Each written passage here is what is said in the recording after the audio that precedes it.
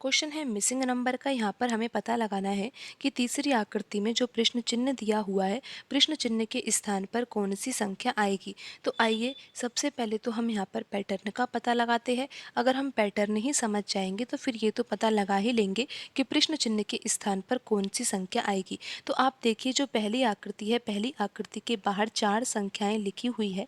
हमारा सोचने का तरीका यही होना चाहिए कि बाहर लिखी हुई संख्याओं के द्वारा अंदर लिखी हुई संख्या, जैसे कि यहाँ पर 15 लिखा हुआ है, तो 15 को कैसे प्राप्त किया जाए। तो यहाँ पर आप देखिए, जो बाहर लिखी हुई संख्याएं हैं उन संख्याओं का हम वर्ग करते हैं। जैसे कि यहाँ पर 3 लिखा हुआ है, तो 3 का वर्ग क्या होगा, 9 होगा। 2 का वर्ग क्या होगा, 4 होगा।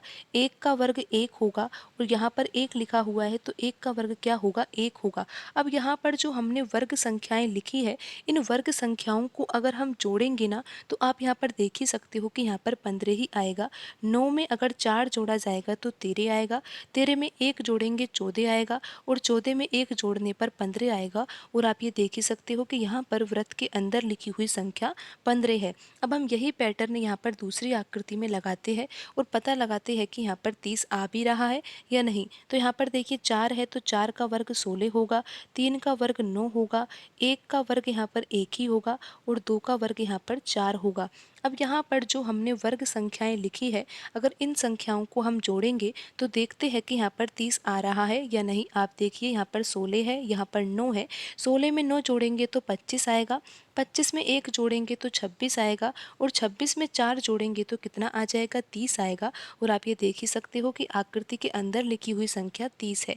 तो अब यही पैटर्न हम यहाँ पर तीसरी आकृति में भी लगा देते हैं और पता लगाते हैं कि यहाँ पर प्रश्न चिन्ह के स्थान पर कौन सी संख्या आएगी।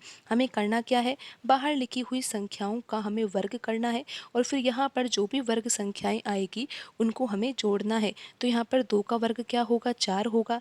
4 का वर्ग क्या होगा, 16 होगा। 3 का वर्ग यहाँ पर 9 होगा, और 5 का वर्ग यहाँ पर 25 होगा। इन संख्याओं को हमें अब जोड़ना है। तो आप देखो कि 16 में 4 जोड़ा जाएगा तो 20 आएगा।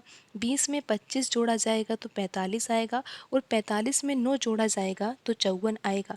तो यहाँ पर प्रश्न चिन्ह के स्थान पर कौन सी संख्या आएगी, 54 आएगी। और आप ये देख ही सकते हो कि यहाँ पर कौन से ऑप्शन में आंसर लिखा हुआ है, यहाँ पर ऑप्शन सी सही होगा।